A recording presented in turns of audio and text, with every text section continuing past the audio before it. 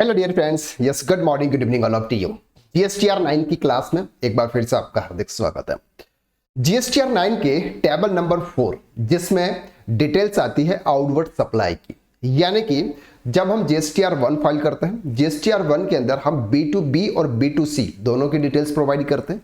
साथ में हम क्रेडिट नोट, डेबिट नोट जो भी होते हैं और साथ में कुछ अमेंडमेंट होते हैं, वो सभी डिटेल्स आपके जीएसटीआर 1 के अंदर जाती है।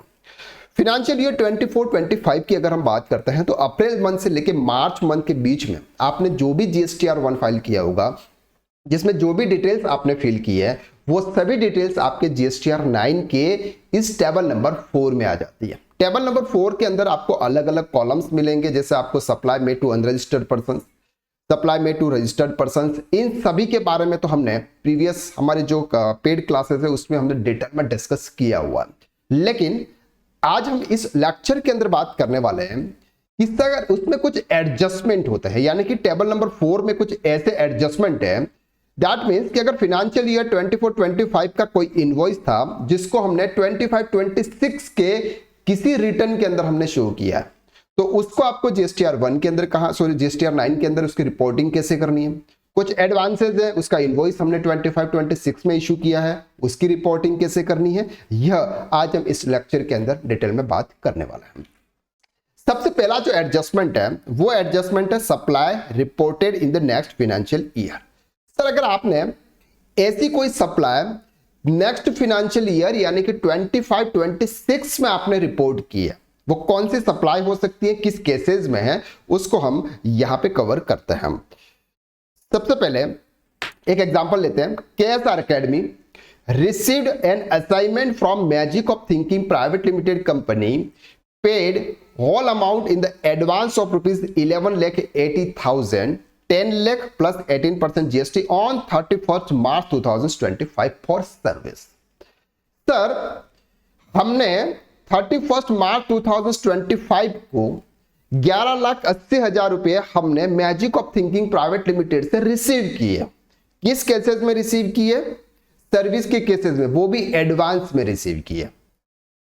अब सर अगर सर्विस के केसेस की अगर हम बात करते हैं तो जो भी आप एडवांस रिसीव करते हैं उस पर आपको टैक्स पे करने की जरूरत होती है। जिस मंथ में आपने एडवांस रिसीव किया है उस मंथ में आपको टैक्स पे करने की जरूरत होती है। अब यहां पर सर हमने जो इनवॉइस था वो इशू किया हमने फाइनेंशियल ईयर 25-26 के अप्रैल मंथ में। Invoice for the share in the 1 April 2025 for service, और हमने उस इनवॉइस को कब इशू किया सर? अप्रैल मंथ में।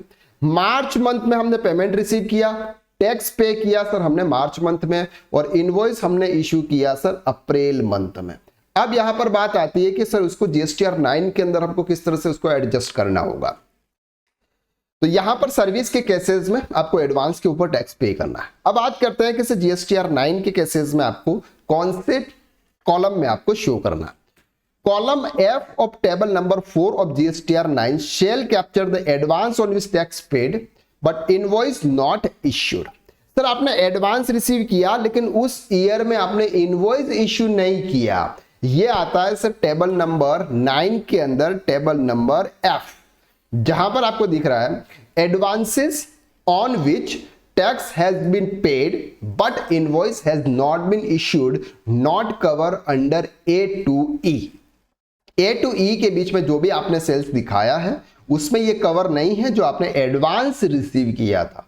जो एडवांस रिसीव किया उसके ऊपर टैक्स तो आपने उस ईयर में पे कर दिया, लेकिन आपने उसको इनवॉइस इशू नहीं किया था। वो डिटेल्स आपके टेबल नंबर एफ में जाएगी, यानी कि इस वाली टेबल्स में कॉलम में आपको ये डिटेल्स प्रोवाइड करनी है।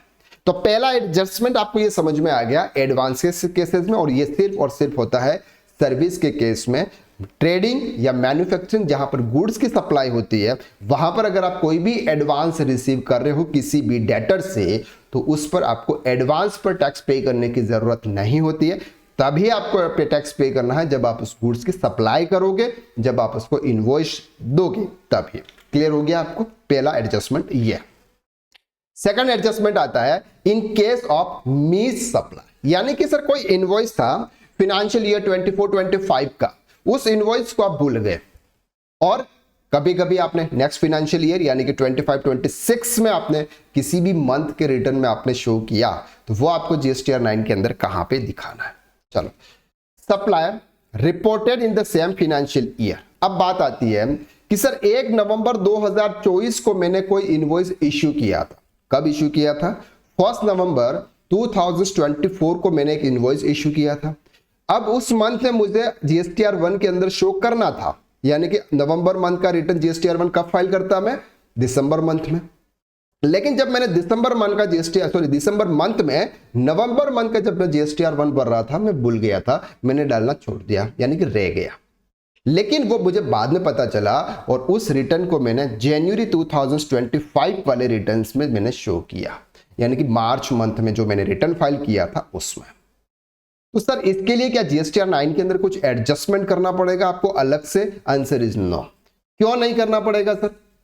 सर ये दोनों फाइनेंशियल ईयर 24-25 के ही हैं, ईयर चेंज नहीं हो रहा है।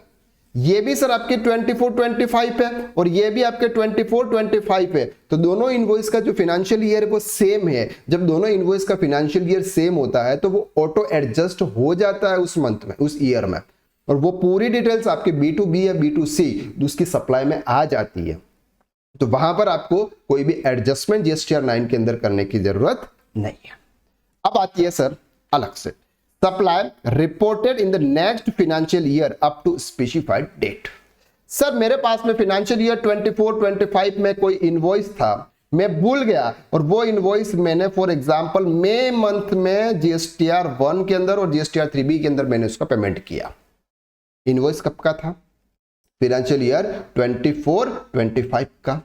मैंने कब शो किया सर? मई मंथ में। तो यहां पर 24-25 और यहां पर 25-26, यानी कि दोनों का जो फाइनेंशियल ईयर है वो अलग अलग है। क्लियर हो रहा है? अब यहां पर तो मैंने शो नहीं किया लेकिन मेरी बुक्स में है, यहां पर तो मैंने शो कर दिया लेकिन ये मेरी बुक्स में नहीं है।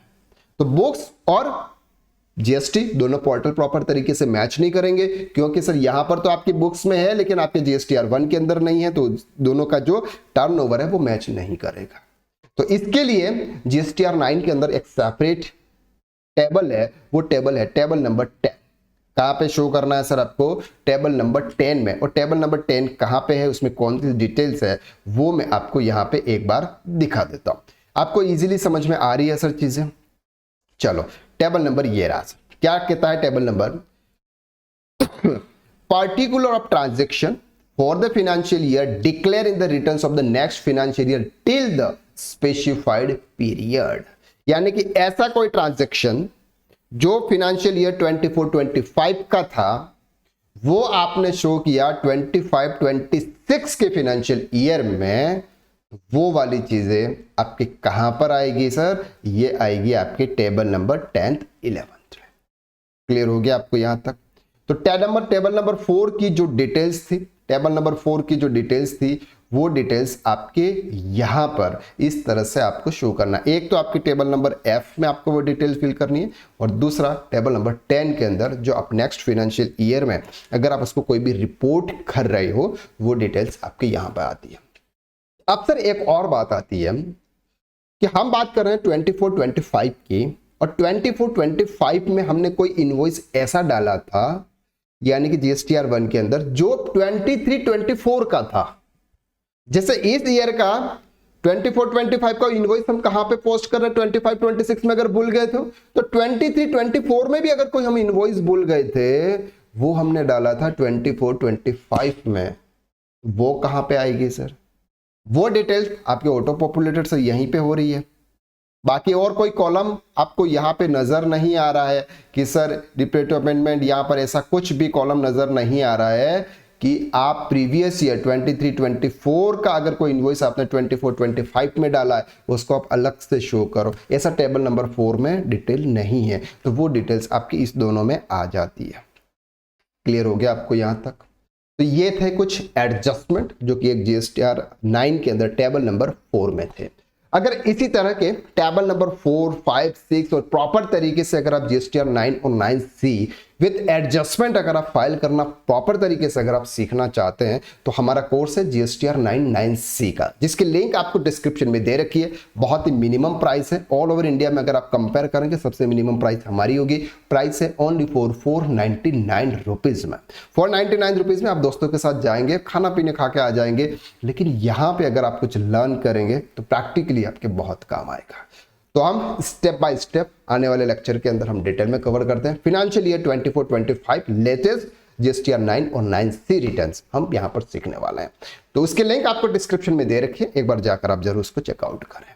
तो आज के लिए बस इतना, नेक्स्ट वीडियो में फिर मुलाकात करते हैं, तब तक के लिए थैंक यू सो मच।